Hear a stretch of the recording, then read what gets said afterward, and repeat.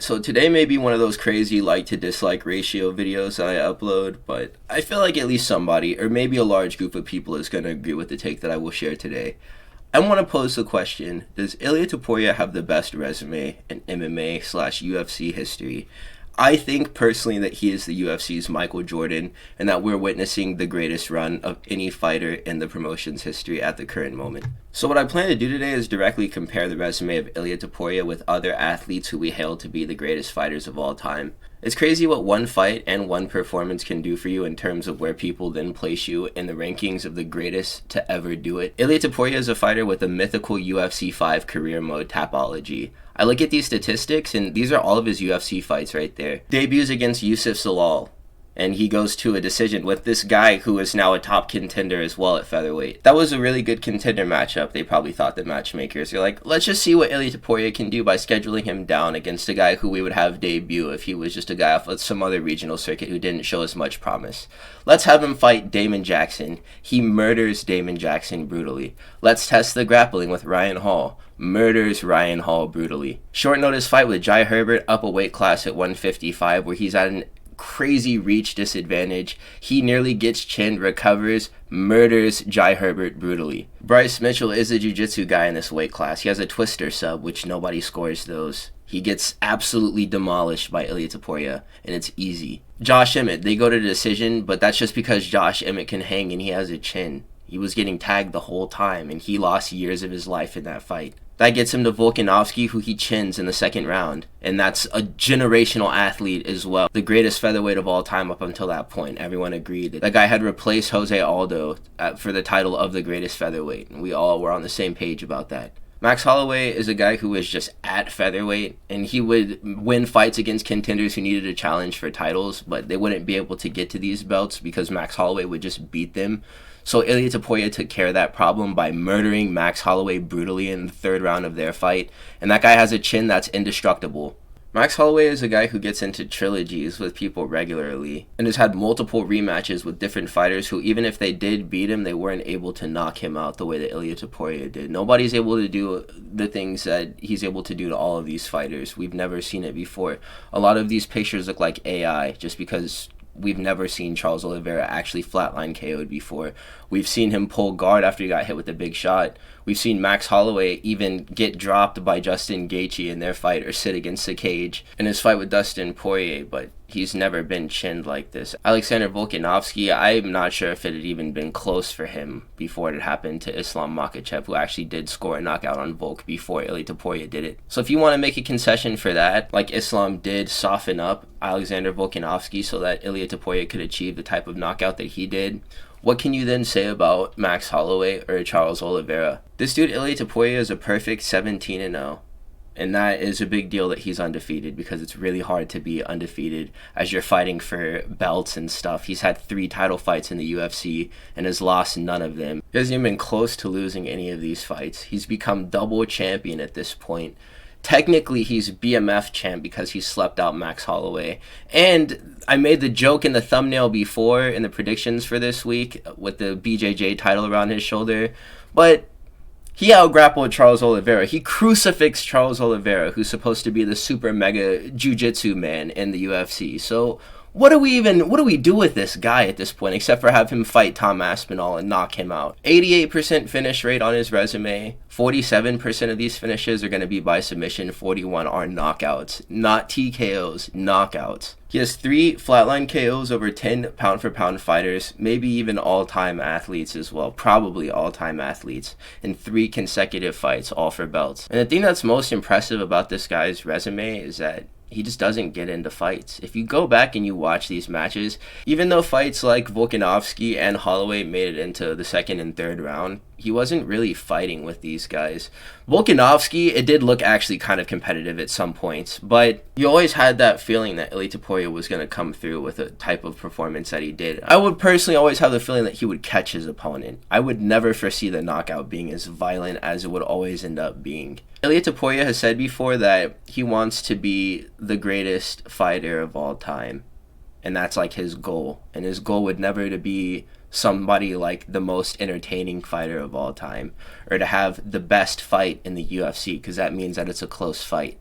Even these multi-round performances where he doesn't flatline KO his opponent by the first or second round, these aren't close fights. In the Max Holloway fight, you can't say that Max Holloway was finding success with anything that would have made it so that Charles Oliveira could have emulated a strategy that Max had used in that fight to maybe win against Ilia. This record is so perfect that it's difficult to talk about, because right now I just want to say that this is the greatest fighter of all time and turn the video off. But instead, let's compare him to the different GOAT athletes of our sport. I think that this is going to get me in trouble, dude. Or tell me if you guys agree, man. This is the first time that a lot of you guys are going to be hearing this opinion out of somebody who makes content online. But please let me flesh out this point a little bit more before you dislike the video and click off. I would only say something like Ilia Topuria is on par with George St-Pierre because of the time specificity of GSP's wins. GSP has great accomplishments, but the best athletes ever to compete live and compete today. Even though Michael Bisping was kind of the man at the time, he was the champ. GSP went life and death with a guy who hung around after this fight and got chinned by Kelvin Gastelum. And that kind of helps put into context the skill of modern fighters versus the older ones and how they stack up to the athletes that are actively enrolled in the roster right now. It comes down to whether or not you view quality or quantity as more weighty. Because with Ilia Topuria, the quality of his wins are better than any achievement that any fighter in the UFC has ever earned. But whenever we're talking about the legends or guys that you would put on your MMA Mount Rushmore, these are guys who have a lot of different title defenses. GSP is great because he had an extended run at welterweight, took a layoff, and then came back to fight for a title up a weight class and still won the belt and then retired. GSP is a legend to me because of the way that he left the sport. He didn't allow himself to just get chinned a bunch of times, and he retired with a belt. GSP also has losses on his resume too. He lost to Matt Hughes and also Matt Serra. Matt Hughes was the man back in the day, and people knew less about fighting in general, so it's hard to hold them to the same standard as modern fighters. But one thing that I will note about both of the Matts who beat him, whenever he did get those losses back, he never finished the fights in the first round. And in both of those fights, he was getting finished in the first round. Styles do make fights as always. Whenever we're dealing with comparison with these undefeated resumes too, does losing then disqualify you? I'm just posing this as a question because it's really hard for me to navigate into my own head. I would think about this whenever I talk about Khabib too. Does losing then invalidate you? Whenever I compared Islam's resume to Khabib's resume, does losing invalidate you on the terms of being equal to someone who hasn't lost before? Do you demonstrate an added layer of mental toughness to be able to get back a loss against a fighter who had beaten you previously and to not just lose to them again? We saw with Kai France last night at UFC 317 and a bunch of other fights before. If you get a rematch against a guy who beat you, and there's a chance that you just lose again, and it's the same or worse, like with Sean O'Malley. So it counts for something, but the quality of the victories, it's just not the same. So we can talk about Jon Jones then. And outside of DC and Pereira, Miocic is the only name on the resume from the modern era. And barely whenever we're talking about Stipe. Stipe is barely a fighter that you can consider of the modern era because he was an old man by the time that all of these new heavyweights were competing like Blades and stuff. Stipe was only a modern era heavyweight whenever he was fighting Francis Ngannou for the first time. And maybe for the first couple of DC fights, but he quickly became an old man, and by the time that Jon Jones got to him, it became a lot less significant for him to have won. Everything after Jon Jones' second fight with DC is kind of a wash. You have the Gustafsson rematch, which was a shutout after the first fight, which was a war that shouldn't have been a war. And then a bunch of other decisions that people always make the argument that he lost, and then 2 free wins at heavyweight. And he did get finishes in his heavyweight fights. The Cyril Gane win almost feels like it shouldn't count. And then Stipe Miocic, if he's not going to follow up that performance and just let that be it, I don't really even know what to make of that, to be honest, even though he did finish the fight with the spinning back kick. So for the fact that he won't take the hardest fights in his division, and he didn't before with Francis, and now he is guaranteed not going to with Tom since he did retire, that definitely hurts his legacy for sure. And his resume would definitely be improved with W's next to the names of Francis Ngannou and also Tom Aspinall if he did make the transition to heavyweight whenever it was time to fight Francis. Jon Jones as a finisher was most prevalent against the ex-middleweights of Murderers Row. And I'm not saying ex-middleweights to undermine the accomplishment of having beat a lot of these light heavyweights, because they are good fighters. Lyoto Machida, Rashad Evans, Vitor Belfort, Chael Sonnen. But what does Volkan Ozdemir do to like all of those people? Even a guy like Thiago Santos in his prime, if you put him against all the fighters that I just mentioned from that Murderers Row roster, what happens to those dudes? They get folded. And Jon Jones is a unanimous decision guy. He also has a DQ loss on his record, which has never been overturned, even though they changed the rules, so I thought that they would have scrubbed that one from the loss column on his record. We could say the same thing for GSP's resume before this. I really do think knocking out Charles Oliveira the way that he did, or Max Holloway the way that he did, it means more than all of these belts. Volkanovski the way that he did, it means more than all of these titles. The individual performances of Jones, a few of them were spectacular, notably immediately coming to mind is like Rashad Evans or Lyoto Machida. The second fight with DC, I mean he ruined DC's career. First fight with Gustafsson, but it was only notable because it was a really close fight. We'll never see Ilia Topuria get into a fight with anyone like the wars that we've seen Jones get into. I don't think, at least. I'm convinced that that will never happen and that he will retire from this sport undefeated and champion. So if you dislike Jones, like, we can kind of give it a rest now as far as hating on him and chasing him out of town, because he's already left and we have a new GOAT to celebrate, and there's nothing wrong with this guy. Demetrious Johnson, I think this is another resume that Ilia Topuria has superseded at this point.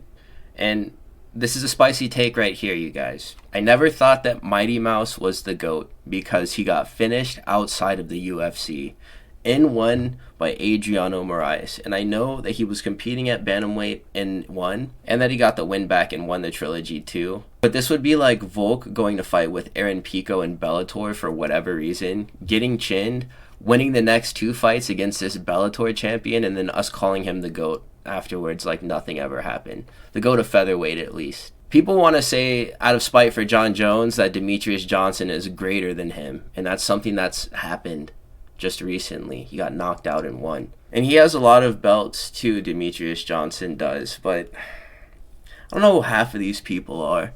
And you don't either. And I don't think either of us are casuals for not being fresh up on the career of Ali Bagautinov or Wilson Reese. The heck even are those people? As far as UFC title defenses go, I'm not even sure if Demetrious Johnson is touching Pantoja at this point. Kai Kara France, Brandon Royval twice, and I think Brandon Moreno twice too.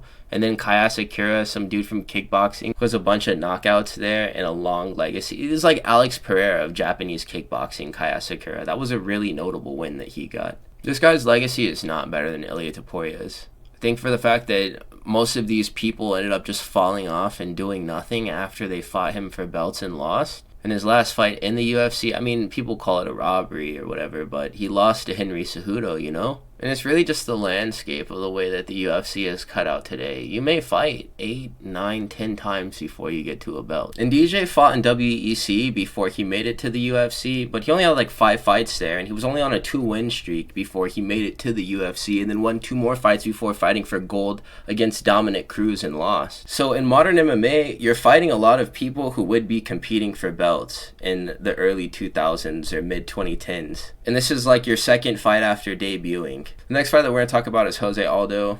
I think he should have been done with fighting after he lost to Volk if he didn't want to fight at featherweight anymore, because he's always been the featherweight GOAT. Conor McGregor ruined his career. And then I think coming out of retirement after he retired, following the Merad Dvalishvili loss, it ruined his career even more. Bantamweight Aldo was a fiasco, and I'm glad that it's over. This dude got inducted into the Hall of Fame and then came back and fought more. What was he doing? Eventually, we gotta have a talk, man. Like, late 2000s, early mid 2010s champions who have all of these defenses, who are they defending the belts against? And if you do look closely, and the most notable people that they were defending their belts against were the Korean Zombie and Chad Mendez and Frankie Edgar, Frankie Edgar was a killer, whenever there was no Corey Sanhagen, or no Chris Gutierrez or Marlon Cheeto Vera, whenever there was no Max Holloway or Alexander Volkanovski. If you throw a talent like that, I mean, it's just the progression of things, though, and that's why the debate between Michael Jordan and LeBron James is so difficult, because LeBron James would never be able to exist without Michael Jordan. But overall, we're looking at a resume of pretty weak defenses against lackluster names with good performances scattered throughout, and then he lost all of the important fights against modern contenders as time progressed. Khabib is the next dude we're going to talk about. Khabib is in the grappling what Ilia is in the striking. Khabib is the OG Hamzat who's just going to come out and maul you aggressively. He's also a similar example because he too has a trinity of finishes in important title fights, and that would be against Justin Gaethje, Dustin Poirier, and Conor McGregor. Khabib was never cut and never bled, but he took Justin Gaethje into the second round, and he had long fights with no names or guys that he should have choked super fast early on. People say that these dudes were killers at the time, and yes, physical ability and youth is important, and these dudes were fighters in their prime, but Islam's fighting fighters in their prime too. Dan Hooker, that was 4 years ago, whenever he was younger and a lot more fresh and had half of the injuries that he has now, and look at what he still was able to do to a guy like that. And that was in the first round. It took Khabib 3 rounds to get Michael Johnson up out of there, and 3 rounds to decision Edson Barbosa, and he was winning decisions against a lot of these dudes. It would have been a lot more impressive if he would have been getting them up out of there super fast. There'd be a lot less debate surrounding the quality of Khabib as a champion if there were more finishes on his record, and if he finished his fights earlier than he did in the times where he did score them. But this is a big ask because a lot of the fighters that he was beating the way that he was, it would be the first time that anybody displayed that you could beat a guy like Conor McGregor, Dustin Poirier, or Justin Gaethje the way that Khabib was able to dismantle them with the grappling. He provided a framework for then other striker-grappler hybrids to come up and beat these types of fighters because he had done it first. He also never challenged for a second belt, and I don't think that really hurts you in terms of your greatness whenever you're being compared to other guys, but that's only in the event that you had a lot of defenses, and Khabib only had 3 for this division, and he dominated it, yes, but 2 belts, man, 2 belts, shiny. And 2 belts held at the same time. We've seen Alex Pereira, he's gotten 2 belts, but it was fragmented. He lost one and then went up to another division and got a second one, so he didn't hold 2 of them at the same time. I think that Ilia Topuria definitely has a better legacy than Khabib.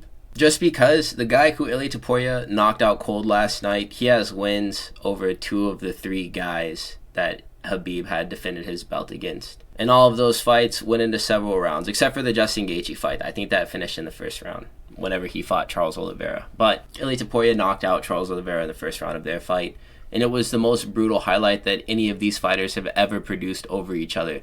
Islam Makhchev, his resume is really good. It's just that Islam has been chinned once, so it can happen again. It just hasn't because he's drastically improved since. Lots of first and second round finishes over contenders and legends too. Like I was talking about before, Dan Hooker, King Green. We have Charles Oliveira in the second round. We have Alexander Volkanovski in their second fight in the first round. Renato Moicano in the first round. Volk took 2 different tries to get right, but he ended up putting that fight away and sealing the trilogy. There's no more debate around that, even after the first fight, which was really close. But the thing that hurts this resume is the fact that he nearly died boxing with Dustin Poirier, and as I mentioned before, it was a very close fight with Volkanovski in Australia. It's the loss, though. But if we're not going to be sticklers and we're going to allow the fact that he has a loss to not invalidate him from being recognized as the greatest fighter ever, which I feel like it shouldn't. He has the opportunity to have an even better resume than Ilia Topuria if he is able to finish JDM at 170 in their fight. He would then be double champion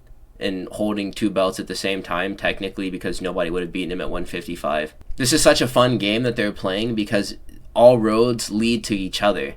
No matter what, they have to fight. That is if they both keep winning. So Alex Pereira, this is one of the last guys who has made his way onto the all-time lists of a lot of different people because of the fact that he had a very dominant run at 205 last year and has become 2-weight champion, not double champ, holding 2 belts at the same time, but 2-weight champion. And he has some really electric KO highlights in early rounds of his fights, but it's just the ways that he lost. He's lost twice in the UFC.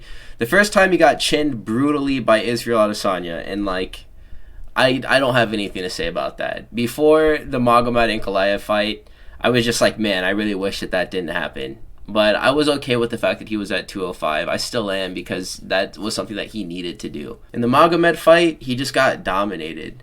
So that is going to forever be a stain on his record because he got beat up so bad that he needs to do a trilogy with Magomed Ankalaev. And he's 37 right now. He doesn't have that type of time. Ilia Topuria varies from Alex in the striking in the sense that Alex Pereira's striking is high risk and also high reward. It's not high risk, but there is risk that goes into it. He can get caught, or he can be dominated trying to set up the perfect shot to knock out his opponent. Ilia Topuria has this way of being able to safely force things without putting himself into danger. He's going to knock you out, but he's not going to overextend and put himself in an area where he can then be knocked out himself. Alex Pereira is really rugged, and he'll put himself right in the fire, especially whenever he gets excited chasing finishes. He learned his lesson after the Israel Adesanya fight, and there was a moment in the Jan Blachowicz match whenever he landed a really good left hook and could have chased a finish just like Israel Adesanya baited him into. In moments after this, just like in the first Yuri fight too,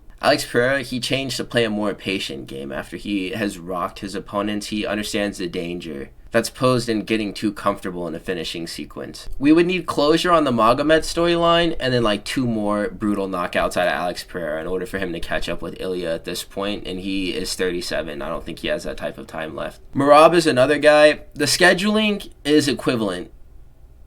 He has lost 2 times in the UFC and has been finished. The first guy to beat him was Frankie Science. I think he was in one of the UFC games. I don't remember him at all. And then Ricky Simone, who we see fight in prelims of the numbered cards now. He actually did submit that boy Merab. I think it was a guillotine. But my, look at all of those decisions. And he is winning fights against the division's greatest fighters and making it look easy, but look at all those decisions, man. For this weight, this is a really good run. And this is the guy who's closest to clearing out his division. All he needs to do is beat Corey Sandhagen. There's pretty much nobody else left. Lightweight is more competitive than bantamweight.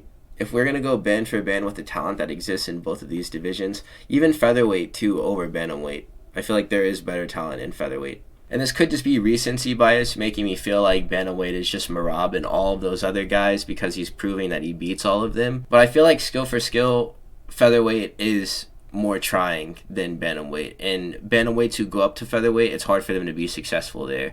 And Aljamain Sterling is the latest science project of an escaped bantamweight who made it up a weight class.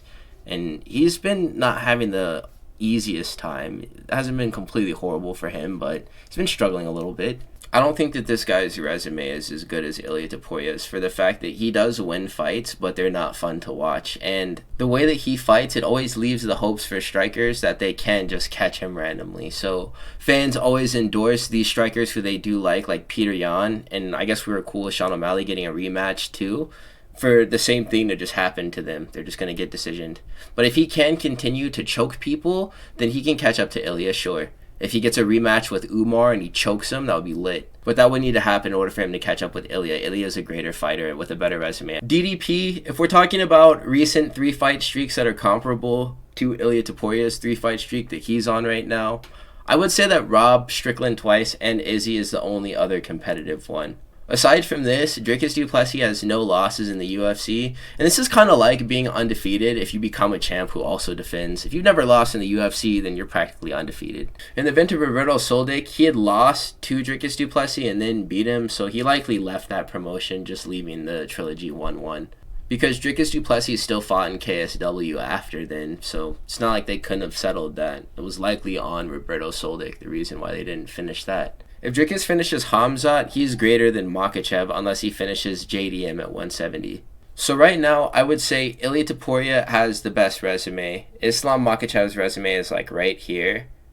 If DDP can knock out Khamzat Chimaev, his resume will be a little bit better than Islam's and worse than Ilia Topuria's right now. And if Islam can finish JDM in their fight, his resume will then be the best in the UFC. Pantoja is the next fighter who we're going to talk about. 4 defenses with back-to-back finishes in his last 2 fights. That's a very big accolade for our boy Alexandre. His title run has been absolutely legendary, but he gets into wars way too often. He's dominant, but he fights with his opponents. And like I said before, Ilia Topuria, he doesn't fight with his opponents. And that boy Pantoja has UFC losses to fighters that he can avenge against. That would be to guys like Figueiredo and Askarov, Dustin Ortiz. Who even cares at this point? Pantoja isn't equivalent to Ilia Topuria just because of the fact that he's a flyweight, and it's literally impossible for him to put on the types of performances that Ilia Topuria is able to produce because he is a featherweight or a lightweight or a welterweight depending on the day. And the disadvantage of him being a flyweight is also apparent in his resume as well. There isn't that many great opponents for him to have been scheduled against to win fights with. I mean, I guess there's Joshua Van now, so if he can pull that off, then that's definitely going to help his legacy a lot. Because Joshua Van is probably better than every single fighter on this list right now that we're looking at. But as of right now, he doesn't have a better legacy than Topuria.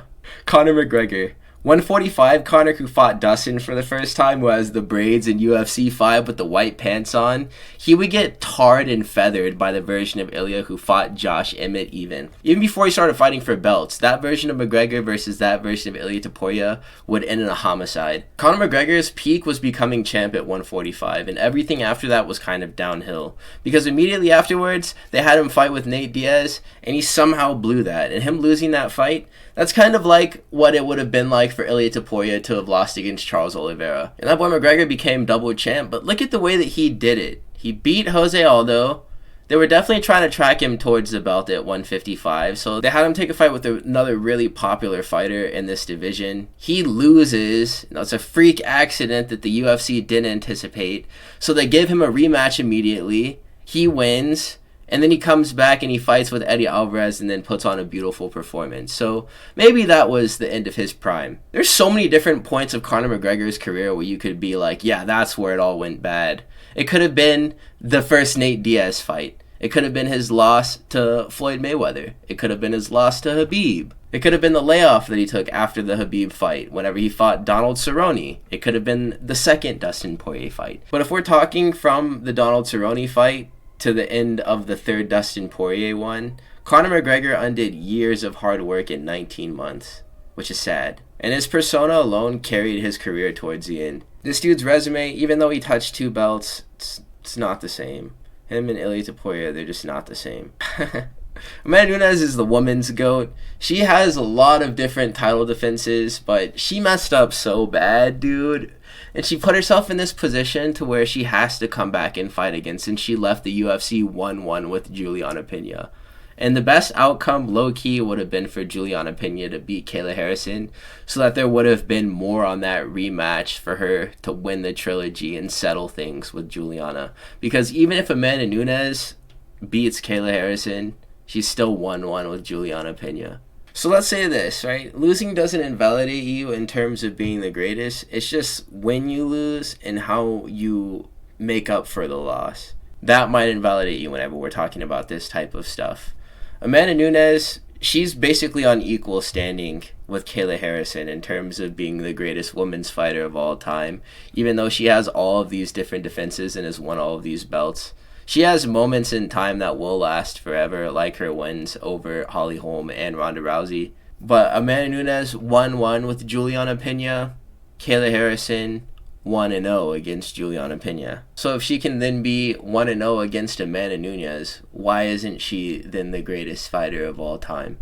If that's the skill ceiling for being the greatest, and you've beaten the girl who was able to go 1-1 with her in a trilogy that they didn't finish yet, and you also beat her herself, so how does that not make you then better than her? Megan Anderson doesn't then make you competitive with a woman who has that type of resume. And Kayla Harrison, she's lost to Larissa Pacheco back in PFL. I'm not sure if she'll ever get that one back. Maybe we'll get another women's bantamweight/featherweight coming to the UFC very soon.